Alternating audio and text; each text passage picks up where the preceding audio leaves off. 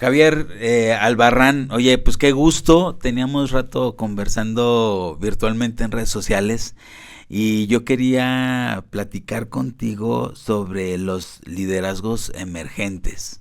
Claro que sí, pues te agradezco primero el haberme aquí invitado a tu podcast y sobre todo tener la oportunidad de poder platicar y de un tema tan relevante como son los liderazgos, la comunicación, la estrategia y toda esta parte. No, hombre, por mí encantado y además aprendiendo de las nuevas generaciones. No, hombre.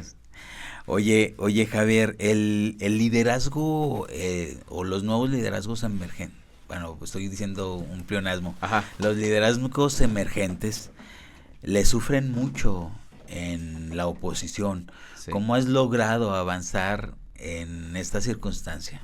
Bueno, pues te platico, yo empecé en política a los 16, 17 años, más o menos, como creo que todos deberían de empezar, cargando botellas de agua, asoleándose, literal cargando y ondeando banderas y aprendiendo un poquito de cómo es el día a día en una campaña o en un espacio o en un partido político. Yo comencé de esa forma y en ese entonces pues el partido que estaba era el partido dominante en el Estado de México y también en el país, o se proyectaba ser el partido dominante en el país.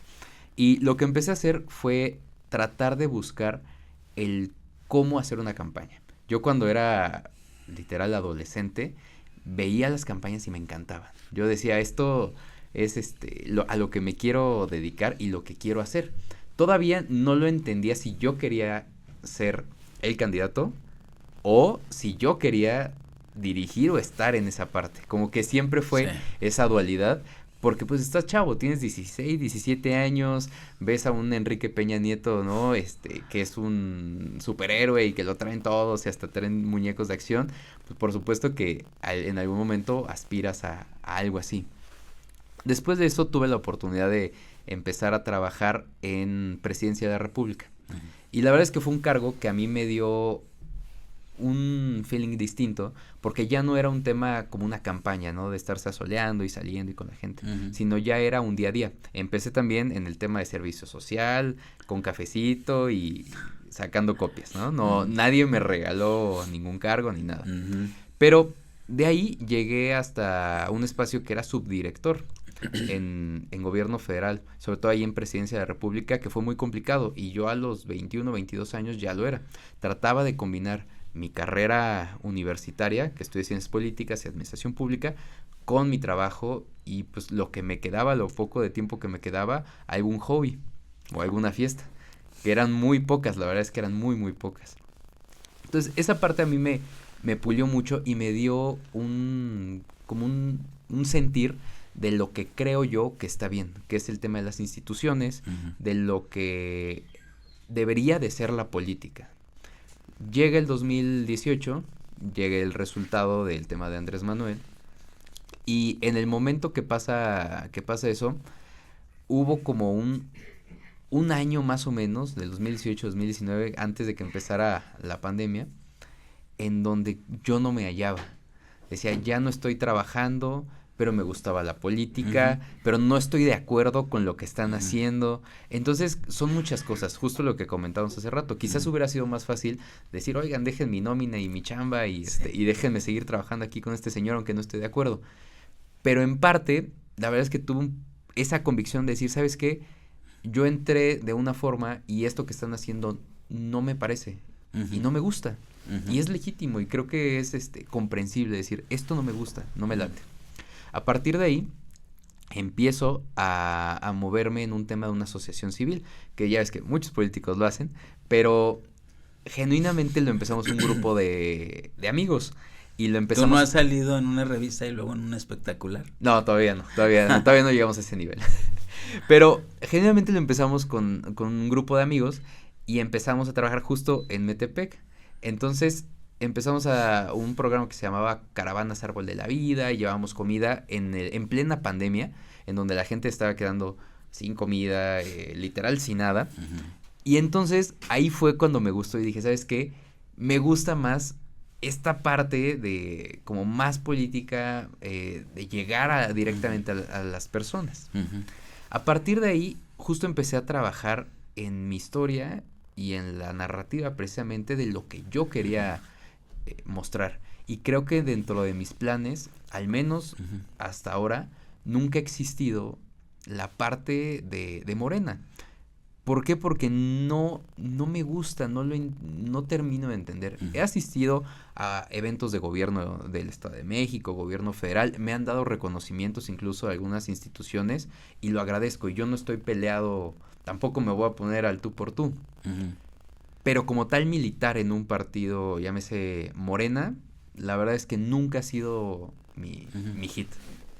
O sea, te pregunto porque es más fácil, entre comillas, como lo dijiste, para un joven y para mucha gente, claro, militar en el partido del gobierno. Claro. El partido en el gobierno, en el partido en el poder.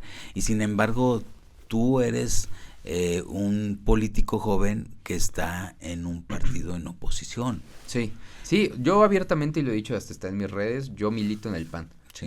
Y te digo algo, es el único partido en el que he militado. Ni cuando trabajé en gobierno federal o en presidencia de la República jamás me afilié a ningún partido. Cuando me tocó ser candidato, fui candidato ciudadano, o sea, emergido. ¿Qué te hubiera gustado saber? Ahí va, pregunta Centennials. Sí. ¿Qué te hubiera gustado saber antes de haber sido candidato? Antes de haber pertenecido a otro partido antes del que perteneces ahora, y qué te hubiera gustado saber antes de tener esta responsabilidad de vocero que ahora tienes. Ok, pues mira, ahora sí que ahí va el top 5 de cosas que no deben hacer. No, la primera es el tema económico. Creo que hay muchos mitos sobre la parte de que te organizas y el liderazgo viene, dice, ¿no? Del pueblo y todo. Al final, ese tema económico sí permea mucho. Creo que para que alguien entre a un tema político de verdad, o sea, no, ahora sí que no andar en campaña, sino real en la decisión, tiene que tener una estabilidad económica importante, ¿no? Y no me refiero a ser súper rico, pero sí tienes que tener una estabilidad económica o una familia que te dé una estabilidad económica. La otra es que tienen que priorizar, o al menos yo, ese es un consejo que le daría a mi yo del pasado, priorizar a la familia siempre, porque en la política te salen muchos amigos, ¿no? Y cuando vas a ser candidato, si vas a ser regidor, diputado, lo que sea, todo el mundo es tu amigo y todo el mundo te empieza a jalar a un lado y al otro, y creo que es importante priorizar muchísimo más a la familia que a los amigos. Esa sería la parte más importante, porque las campañas van y vienen y se pierden, y la familia siempre está ahí. Tú que estás joven en la política, ¿qué riesgo le ves a estar en este ambiente? Pues ve a Carlos Manso, ¿no? O sea, creo que hay de todo, o sea, hay riesgos tanto menores como ya incluso lo que es la vida propia, ¿no? Te digo, el primero yo creo que puede ser el desprendimiento de tu núcleo familiar. Yo estoy casado, me casé hace 1 año y medio, y la verdad es que estoy muy tranquilo y muy feliz, y justo lo que a mí me gusta es tratar de priorizar mucho mi relación. Hoy en día estoy esperando un bebé también, entonces eso me llena más porque digo, ok, me gusta la política, me gusta estar fuera, me encanta andar en eventos, todo lo que tú quieras, pero creo que en el momento que te empiezan a trastocar ya esos momentos personales o íntimos de familia, ahí es donde te llega a dar en la torre, porque te repito, las campañas van y vienen, pero las personas que están contigo siempre van a estar contigo. ¿Y cómo lidias con tanto hate? ¿Cómo lidias con tanto ataque? Ya te acostumbras. O sea, ¿qué haces? Yo en mis redes, por ejemplo, hace ratito acabo de subir un video en donde justo hablaba, ¿no? En una entrevista precisamente me decían, no, es que entonces si eres de derecha o extrema derecha, no sé. Y digo, a ver, brother, por querer que un bebé nazca, por querer que tener una familia, una esposa, un hogar, aspirar a tener un buen empleo, pues entonces soy de ultraderecha, ¿no? O sea, si me vas a catalogar como si fuera el malo de la película, yo más bien creo que es un sentido racional. Y en ese tipo de cosas te llegan muchos ataques, sobre todo en TikTok. En Instagram como que está más mesurado porque te sale el perfil de la persona, quién es y todo. Pero en TikTok la gente no tiene filtros. En Twitter muchísimo menos, ¿no? Tú lo sabrás mejor que nadie todo lo que te sale. Y creo que al final de cuentas tienes que tomarlo de quien viene. Apenas también hace 2 semanas un medio de comunicación de ahí del Estado de México me decía que era un remedo de influencer y que era la escoria de la derecha y puras tonterías, pero al final de cuentas lo tomas de quien viene. A ver, oye, Javier, tú eres, y diriges la comunicación Ahí en Metepec. en Metepec, en ese instituto político. ¿Qué está pasando con los influencers Ujú. versus los microinfluencers? Ok. A ver, porque luego, no sé, pienso que los influencers están súper elevados, Están sobrevalorados. sobrevalorados, y entonces resulta que la suma de 5 o 10 microinfluencers te dan primero mucha credibilidad Así porque, es. porque son orgánicos, porque van emergiendo y te pueden dar los de Claro. Mira, yo justo ahí tengo la fortuna de poder llevar el tema de redes, de comunicación y toda la parte digital. Y me gusta mucho porque tengo también el pulso de cómo están las cosas. Ujú.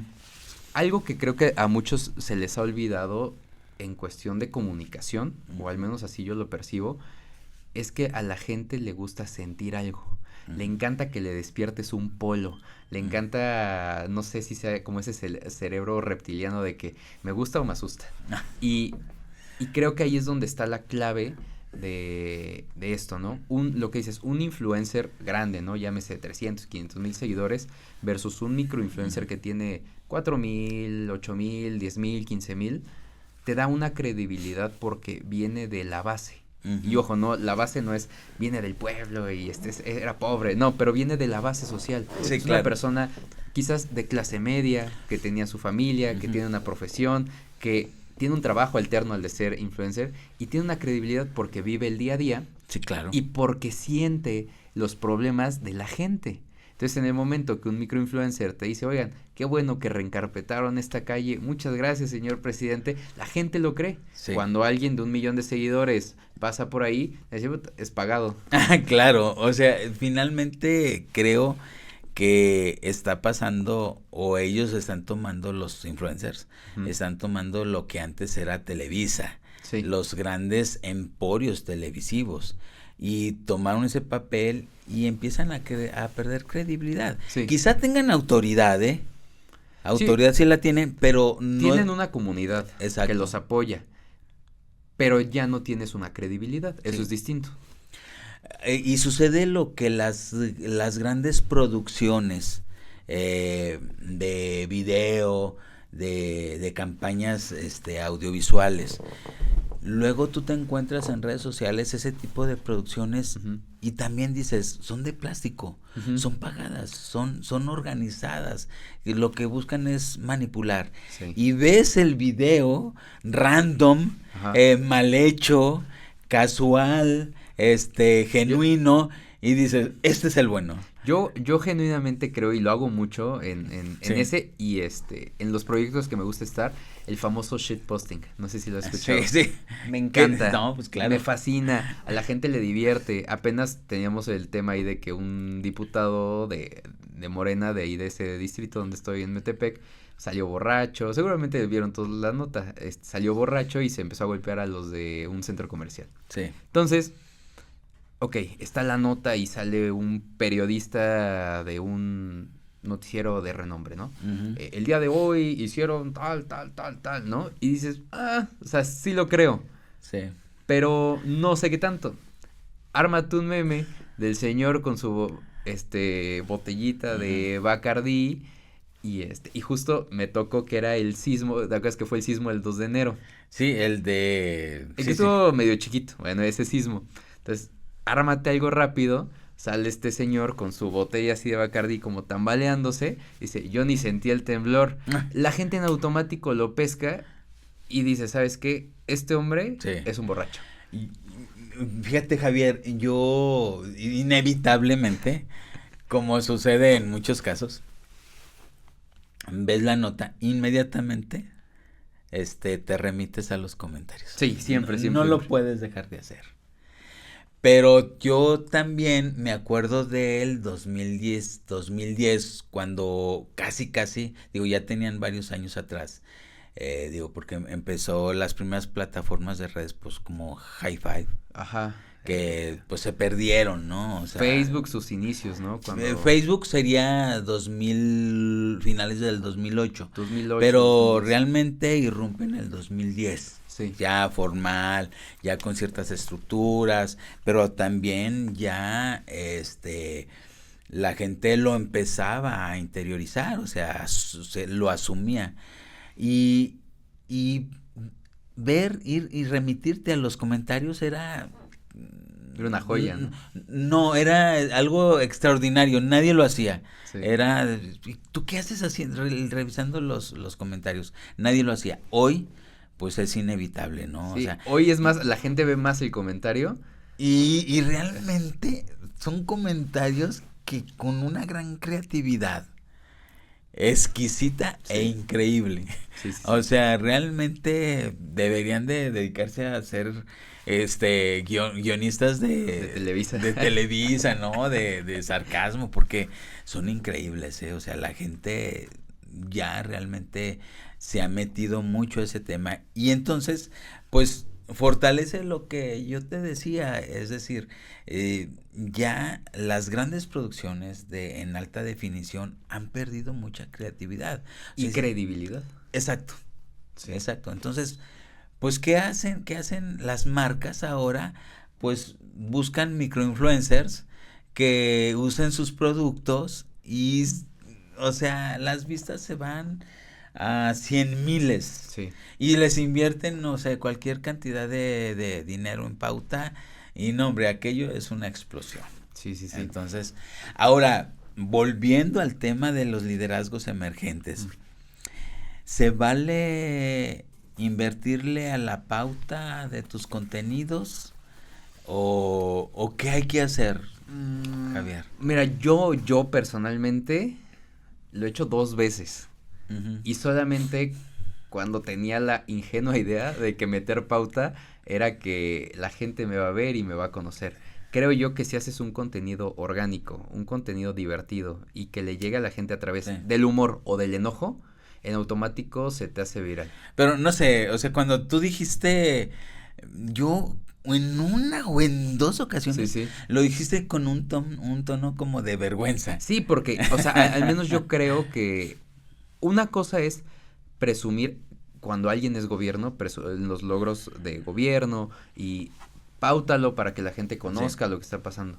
Pero como político, que tengas que pautar, o sea, Ujú. para tu imagen, quiere decir, uno, que creo que tienes un mal consultor, asesor de imagen, que no, o de redes, o de estrategia política, todo lo que te imagines, Ujú. que no te está haciendo que la gente te crea o que no le gusta lo que estás diciendo. Entonces, en lugar de meterle 15,000 pesos, Ujú. 10,000 pesos en una pauta, pues mejor busca contar algo que a la gente le interese. Creo yo que, o sea, se vale a lo mejor en los gobiernos Ujú. y quizás en una campaña política pudiera ser viable a lo mejor a los candidatos. Pero en tu día a día, así como ahorita que estamos grabando, que no hay proceso electoral Ujú. abierto, que alguien empiece a meterse pauta y es que ya me conocen y ya me vieron 150,000. Pues brother, a lo mejor a lo mejor ni son 150,000 de tu municipio, de la región a la que quieres impactar. Sí, y no sabes, porque luego, Luego te salen varias veces la misma publicación. exacto, entonces, y llega el momento del hartazgo, o sea, porque, pues como dicen, ¿no? Todo está al alcance de un Sí, scroll, o sea, adiós. sí. Sí, O entonces, hasta, o peor aún, ¿no? Si ya le hartaste a la gente, quiero dejar de ver esto. exacto. Y ya, ahí quedaste en el olvido para siempre. ¿Cuántas historias te avientas tú al día, publicas tú al día? Uy, no sé, pero por lo menos ahorita, Ujú. justo con un Pero podcast, en tus perfil, no en en lo tu mío, trabajo, sí, sí. unas 10, ¿Historias? 8 a lo mejor. Cuando son días así que, por ejemplo, de descanso, ¿no? A lo mejor Ujú. entre un sábado y un domingo que estoy acostado, que estamos viendo una película, algo. Porque, No, hay cosas que a veces no subo tan personales. ajá. Pero justo, por ejemplo, ahorita que vamos a venir, ¿no? Voy a venir un podcast y voy a hacer esto y ya estamos grabando y tal, tal. porque creo que también las historias tienen una genialidad o una magia que son efímeras. A mí me encantan, porque la gente le gusta verlas, o a las personas les interesa verlas, porque es tu día a día más personal. Sí. Ahora, hablando de eso, yo me he dado cuenta por alumnos que tengo como profesor invitado, le digo, vamos a conectarnos, síganme para yo también seguirlos y estar ya en contacto. Y me doy cuenta al revisar sus perfiles que tienen una o dos fotografías o un video. Sí. Entonces, para ellos todo es efímero. Sí. Pero no les importa nada más. Sí. Y a veces ni contenidos tienen, todo es historias. Pues ya ves que ahora los nuevos perfiles, ¿no? De las generaciones, todavía generación Z o las que vienen todavía hacia abajo, es una foto de perfil negra, sin ninguna publicación y una historia. Entonces, dices, ¿cómo entiendes ese tipo de perfiles? Obviamente, pues, hay algoritmos, tú los conoces mejor que nadie y estudios, ¿no? En el tema de opinión pública, pero creo yo que hoy a los que son más jóvenes o más chicos, ya incluso puede llegar a ser como un tanto hartante el tema de las redes y quieren comenzar a vivir ya una experiencia más real. Quieren ver el día a día. Porque te desconectas. ¿Lo real y lo random está conectado? No lo sé. La verdad es que no lo sabría. Porque, a ver, la narrativa que hoy viven muchos políticos y muchos gobiernos es basado en lo random. Sí, en la ocurrencia. Digo, yo creo, y sin temor a equivocarme, y con todo respeto, ¿no? Para quien hizo esa comunicación de López Obrador, era muy random. Sí. Es más, yo creo que es el presidente más random que hemos tenido. Sí, era raro. Sí, o sea, el hecho de que de repente se acaba Chicoche, ¿no? Y pónganse a Chicoche. Sí, y de repente un día, se me cayó, no sé, algo, ¿no? Y la gente se reía. Sí. Y sí, o sea, yo creo que su vestimenta era random. Sí. Sí, era extraño. O sea, yo creo genuinamente que tienes que buscar cómo estimular al público que tienes. Sí. O sea, después, por ejemplo, yo puedo subir un video de 20 videos, 20 reels, platicando de cosas diferentes, pero en la misma pose, y van a decir, qué hueva. Pero de repente subo una foto, a lo mejor subimos una foto aquí, nosotros en el estudio, y todo, y con el arbolito van a decir, esto es diferente, ¿no? ¿Qué fue a hacer? ¿Y por qué hay un arbolito? ¿Y por qué está? ¿Y de qué habló? Entonces, eso creo que generalmente te genera una chispa de incertidumbre. Es decir, pasaron o se quedó atrás la imagen ideal de los políticos. Sí, la comunicación pulcra, los escenarios súper arreglados. Sí. O sea, eso se quedó atrás. A mí luego me han criticado en lo que he subido de repente en temas de comunicación. Me han criticado decir, ¿por qué no tiene acento como? O ¿por qué? Y le digo, porque a la gente no le importa.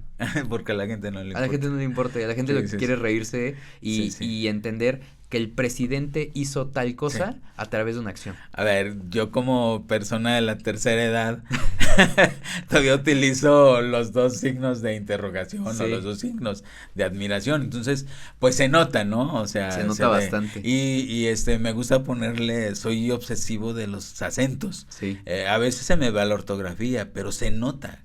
Ahora, con base en eso, para ser un líder emergente, ¿tienes que ser random? Yo creo que tienes que tener tu esencia y no perderla. O sea, quien hoy en día, yo en algún momento, ya tenía 15 años, yo admiraba la imagen. Quizás no era como tal al gobernador, que entonces era Enrique Peña, pero la imagen que daba. Pero era una imagen que dista ya de 15 años. Y hay gente que de repente veo que todavía la sigue. O sea, como que todavía quiere aspirar a ser como alguien que ya fue hace 15 años y no entiende que la comunicación ya pasó. Hoy veo más gente que quiere ser como Samuel García o que quiere ser como Mariana o que esos estereotipos van cambiando. Sí, claro. Y lo que tú dices, tienes que buscar ser tú. Al final Carlos Manzo buscaba ser él. Un hombre ranchero, seguridad, con sombrero, con sombrero, yo aquí estoy, no me interesa traer cosas, a mi medida, está un poquito flojo, porque eso es lo que ir contra el crimen organizado eras parte de su estilo. Era lo que tú dices. Y puedes considerarlo random.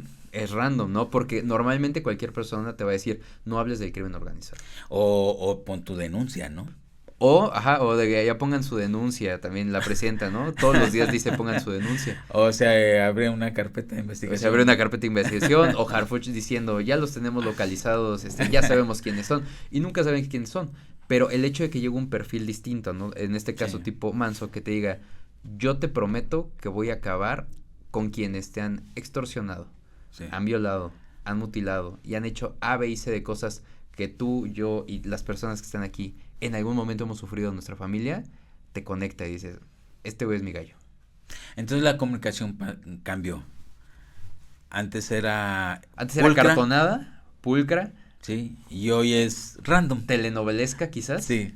Y hoy es random, es lo que de repente subas. Hay veces que, una vez me regañaron, subí una foto así que de arriba y ¿Cómo es posible que hayas? Por Dios santo, perdiste credibilidad. Una consultoría que una vez contraté, ¿no? Muy malos, por cierto. No puede ser posible. Es que la gente no te va a tomar en serio. De por sí eres un chavo y no te van a tomar en serio. Y digo, güey, es que yo no quiero que me tomen en serio. Yo quiero que los jóvenes se sientan identificados con un perfil que es similar al de ellos. Jamás, nunca a mis 27 años, una señora de 50, 55 iba a fijarse, iba a decir, es que ese joven se ve serio, sí, yo creo que voy a votar por él. Pero un chavo de 20 y tantos que dice, mira, se tomó una selfie, está chistosa, y te contesta, y te reacciona, y le contestas. Sí. Hablando de los políticos chavos o jóvenes, una persona de 60 años puede ser un político emergente. Yo creo que sí, eso sí, definitivamente. De Andrés Manuel no vamos a estar hablando, ¿va? No, pero creo que sí existen ciertos políticos que no estaban o no lo tenían en el radar en su juventud y de pronto con un discurso o con una cierta narrativa crece. El tío Richie es un político emergente y es un político random. Es un político emergente y random, sin embargo creo yo que al día de hoy le hace falta sentarse en una realidad en donde todos los países son distintos. Argentina y México es muy diferente. Incluso El Salvador con Bukele son muy diferentes. Estados Unidos. Y me gusta la idea que tiene, me agrada, pero creo que le hace falta llegar a una realidad mexicana. ¿Es demasiado presumido Ricardo Salinas? No, yo creo que es original. O sea, esa es su vida, es su esencia. ¿No? Es como cuando tú y yo subimos una foto de un helado, a lo mejor alguien que está en un nicho de una extrema pobreza va a decir, qué presumidos, están subiendo comida.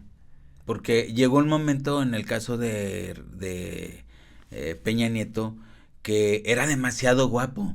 Sí. Y entonces eso llegó un momento en que lo hizo perder un cierto caudal de votos. Sí, que decías, oye, pero ¿por qué es tan perfecto? O sea, sí, ¿por qué es tan perfecto? O ser guapo es ser pendejo.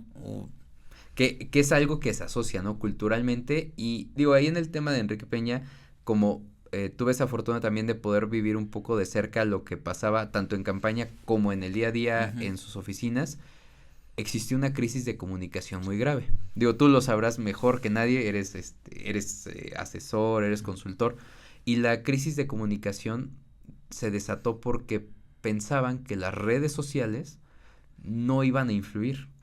Yo recuerdo que estaba en la Ibero cuando pasó lo de Ayotzinapa, y estaba, creo que era mi segundo semestre. Cuando se generó el Yo Soy 132. Después del 132.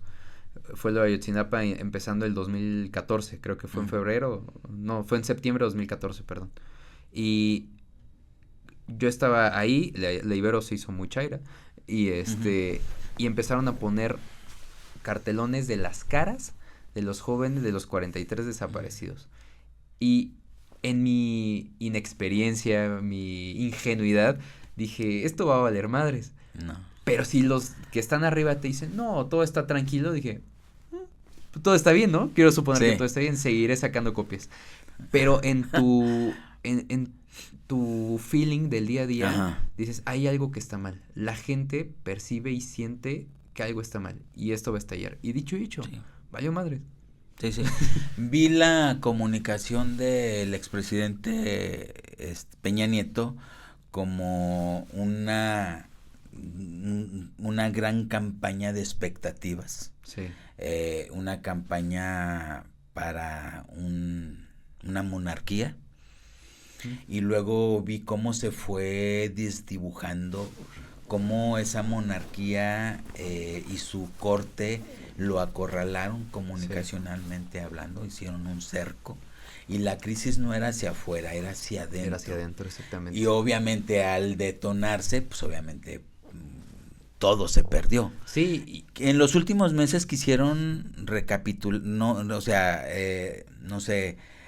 reorganizarse, incluso X, que era Twitter, su community le armó algo muy bueno, no sé quién fue, pero ellos mismos propiciaban y le decían, presidente, ¿a qué hora sale su hija por el pan?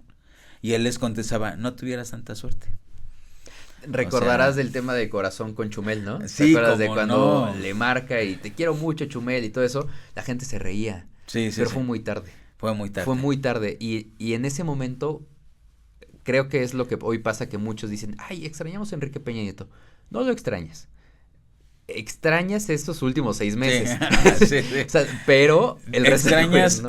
pero justamente extrañas su comunicación random. Su comunicación random, en donde te mandaba un corazoncito o de repente te contestaba un comentario, sí, y te sentías afortunado. Eso es lo que extrañas. La comunicación cercana que tuvo en sus últimos 6 meses.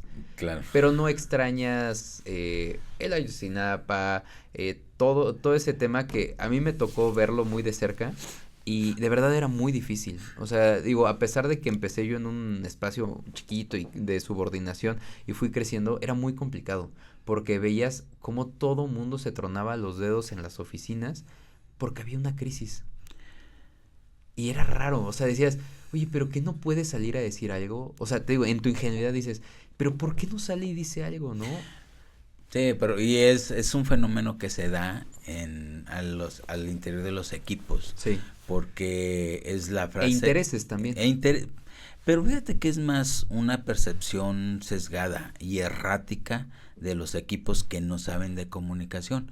Porque la frase preferida de ellos, ¿cómo crees? Tú eres el presidente, no te puedes rebajar.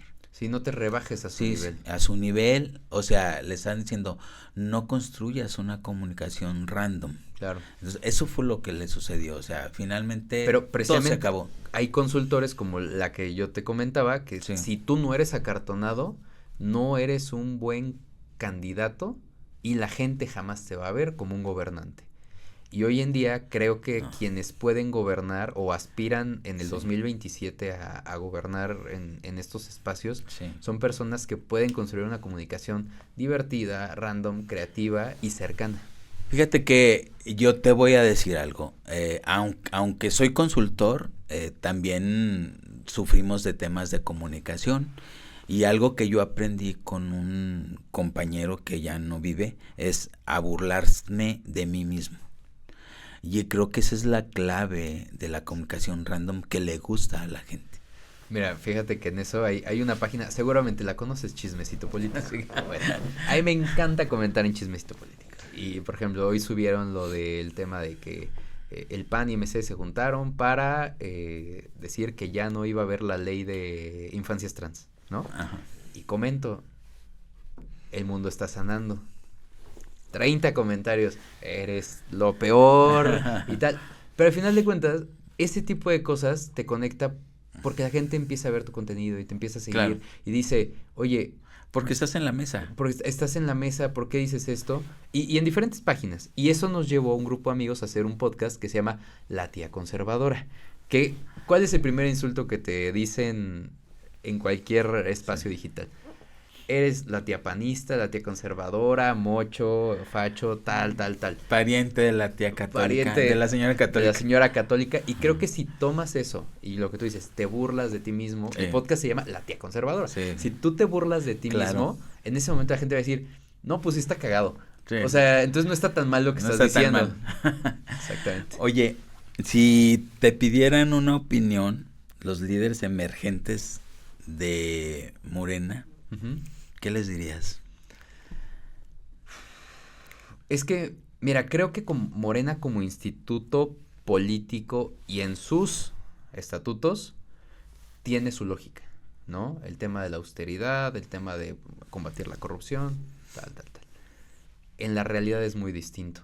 Creo que quienes hoy en día son liderazgos emergentes y apenas están viendo para dónde moverse y dicen, mejor me voy a ir a Morena porque es partido en el gobierno, y así pasó con el PRI, y yo me voy a formar y todo. Creo que más bien deberían de formar su propio nombre y su propio criterio y su propia marca y esperar más bien a que Morena en una crisis de representación que va a pasar en el 2027 seguramente, va a decir, necesitamos gente real, necesitamos gente que te salve el barco Claro. y que te busquen. Creo que eso sería lo más inteligente, que construyan su marca, su nombre, su narrativa a través de valores similares a los que pudiera englobar o Morena o la 4T y a través de ello que busquen, ahora sí vaya la redundancia, busquen ser buscados, no busquen al partido. Claro. ¿Qué estás haciendo por ti mismo, Javier, para crecer? Para crecer. Pues mira, me encanta seguir capacitándome. Me encanta estar siempre como muy, no lo llamaría en tendencia porque suena medio de señor, pero siempre tratar de estar viendo lo que sucede en el momento y cómo puede beneficiar o perjudicarme y tratar de entender la realidad del día a día. Uh-huh. Eso y estar en contacto con gente real. A veces muchos se sigan en Twitter y en Instagram y en Facebook y entonces despotrican desde ese privilegio de estar en tu cama, Claro. el teléfono. Pero creo que si tú vas a el lugar X, ni siquiera mercado, tampoco tienes que ser así como tan cuatrotero, ¿no? Pero que vas al centro comercial. Sí. Y ponte a escuchar lo que está diciendo la gente en el café. Y están hablando de A, B, C o D temas o tópicos importantes, tú te puedes dar una idea perfectamente de qué es lo que al votante promedio le puede interesar. Y es lo que siempre le ha interesado, su economía, su seguridad y llegar a fin de mes. Oye, porque no estás cayendo en un riesgo muy grande al juntarte con muchos políticos y convertirte en uno más. Independientemente del partido que estás, ¿eh? Sí. Mira, creo que el hecho de que estés conviviendo con muchos políticos, al menos en el Estado de México, en ese argot que a veces dicen, no, el Estado de México se cuece aparte, te da también como que una manera de entender un poquito más cómo están las cosas. En el Estado de México es mucho de acuerdos y también es mucho de, sí puedes alzar la voz, pero ¿a quién se le estás alzando? ¿Y por qué? ¿Y qué vas a lograr? Entonces, es muy meticulosa la política en el Estado de México. Y creo que el hecho de escuchar a diferentes voces y diferentes perfiles, más allá de que te conviertas en uno de ellos, te da como ese tacto político de hacia dónde van las cosas y hacia dónde también tú quieres empujar. Okay. Escucharlos no es igual que imitarlos. Claro. Porque veo a muchos políticos hoy, por ejemplo, son 125 municipios en el Estado de México, creo que 80 y tantos son de Morena. Sí. Y yo digo a la gente, nómbrame 5 presidentes municipales de Morena en el Estado de México. No sé, güey. Todos son iguales. Le digo, nómbrame de otro partido y de otro partido. Entonces ahí es donde la gente empieza a hacer una diferenciación. Creo que el futuro en el tema de la política en el 2027 es diferenciarse y ser genuino y tener como una esencia misma. Ahora, otra pregunta, Centennials. Sí. ¿Qué haces para mantenerte humilde? Pues entender que todo es efímero, lo que te decía al principio. A ver, los cargos van y vienen, las candidaturas van y vienen. Ajá. Al final, tengo yo la oportunidad o ese privilegio, por así llamarlo, de no depender de la política.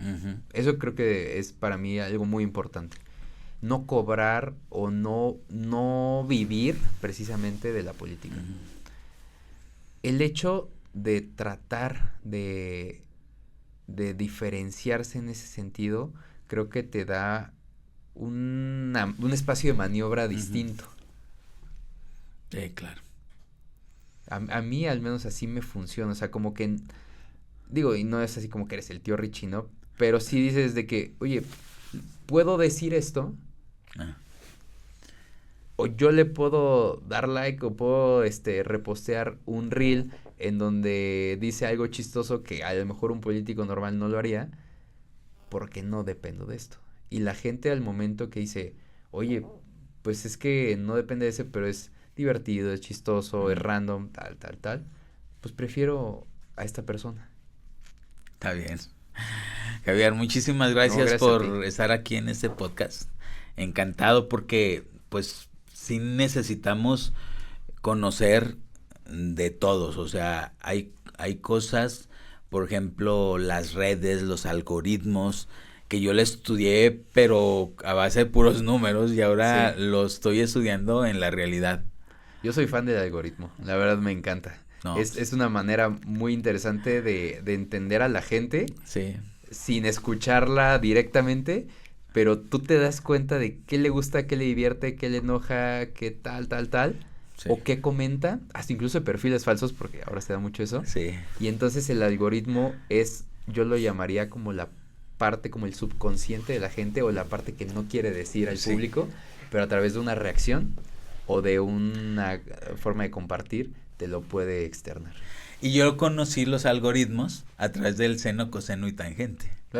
Y entonces lo que te dice o lo que nos decían o lo que nos hacían entender era por dónde pasa cierta sustancia, por dónde pasa cierto pensamiento en este mundo.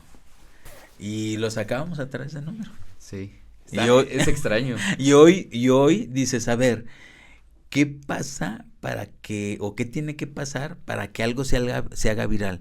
Pues tiene que detonarse en los primeros segundos de la publicación. Que ese algoritmo es el motor. Sí. Y sucedía lo mismo que la circunstancia tangencial de los algoritmos de aquellos tiempos. Sí, te digo, yo soy mucho esa idea, que a través de ese cerebro como lo más primitivo que tienes, en donde Sí. en algún momento o te acercabas al fuego porque te gustaba, o te acercabas ya demasiado y te quitabas y te enojaba, Sí. yo creo que es eso, que a la gente o le encante o le indigne. Claro. Y en ese momento Sí. rompes el algoritmo. El coseno. Javier, de nuevo, gracias por aportar todo esto, que nos hace recapacitar, tener un líder emergente nos hace descubrir nuevas realidades que a lo mejor ciertas generaciones no conocemos y mucho menos entendemos. Oh, gracias a ti, de verdad, gracias por el espacio y espero que este sea una de muchas. Que se repita. Gracias. Gracias.